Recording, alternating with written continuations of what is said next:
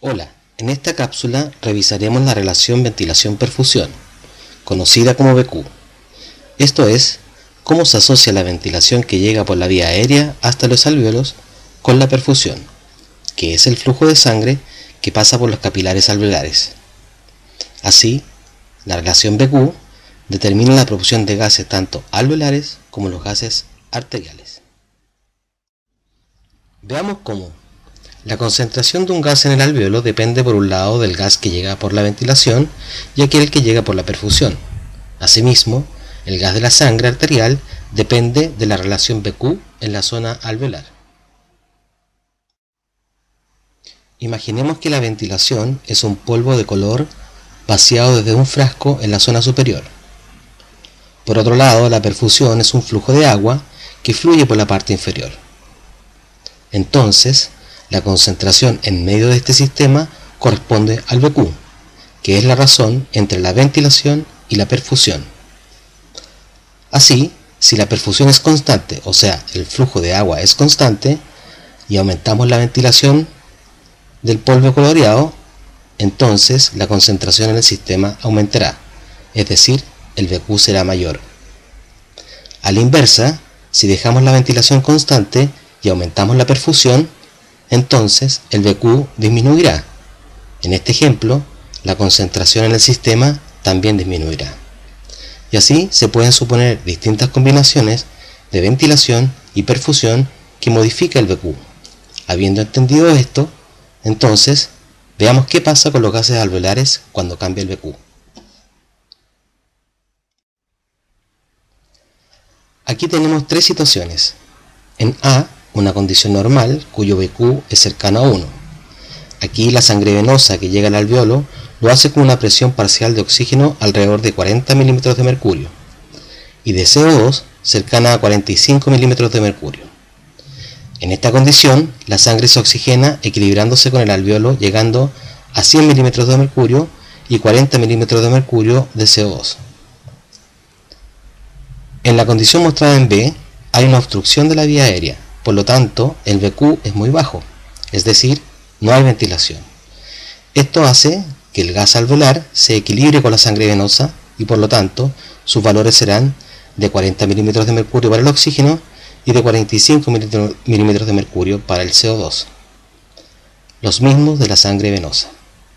Al contrario, en la situación C, donde hay una obstrucción del flujo sanguíneo, es decir, un VQ muy elevado, en este caso, los gases alveolares serán iguales a los de la atmósfera, o sea, 150 milímetros de mercurio para el oxígeno y 0 milímetros de mercurio para el CO2.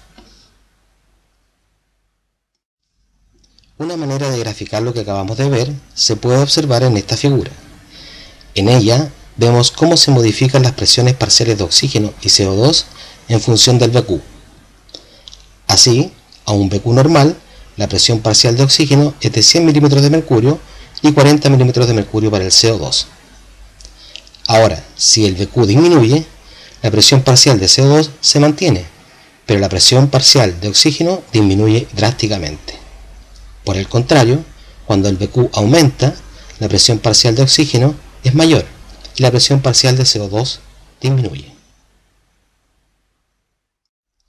En este gráfico se representa en el eje Y izquierdo el volumen en litros por minuto, ya sea de la perfusión o de la ventilación de una persona de pie.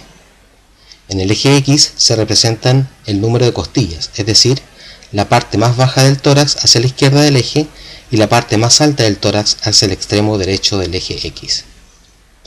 Podemos observar entonces que tanto la perfusión como la ventilación son mayores en la base del pulmón que en el ápice.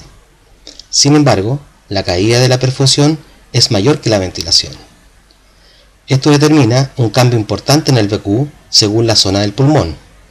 Así, en el eje Y derecho se representa el VQ en función de la zona del pulmón, evidenciando que este es mayor en el ápice del pulmón que en la base de este. Esto, como ya intuirán, tiene repercusiones en las presiones de los gases según la zona del pulmón, tal como se observa en la siguiente figura. En esta figura podemos ver la distribución VQ según la zona del pulmón. Como pueden observar, en condiciones normales en una persona de pie se observan cambios en el BQ, determinando así que en la base del pulmón, donde el BQ es menor, la presión parcial de oxígeno es más baja que en el ápice del pulmón, donde el BQ es más alto.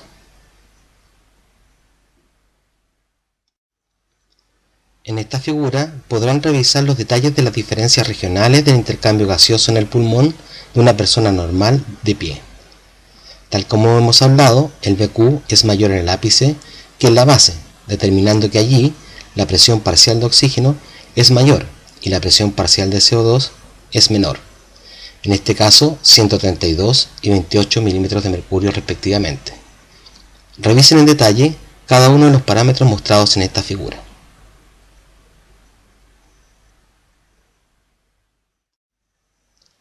Claramente, los cambios en el BQ no solo determinan las presiones parciales de los gases alveolares. Finalmente, estos tendrán su efecto en el contenido total de oxígeno en la sangre arterial. En esta figura, por ejemplo, se observa a la izquierda una condición con BQ disminuido, lo que determina un bajo contenido de oxígeno. En este caso, 16 ml de oxígeno cada 100 ml de sangre.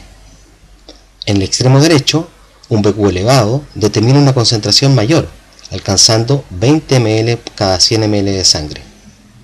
En el pulmón normal se pueden dar todas estas combinaciones tal como lo reflejan las diferencias zonales del pulmón. Sin embargo, el resultado final es la suma de todas las condiciones que resultan en un contenido total de oxígeno fisiológicamente compatible con las necesidades energéticas del cuerpo.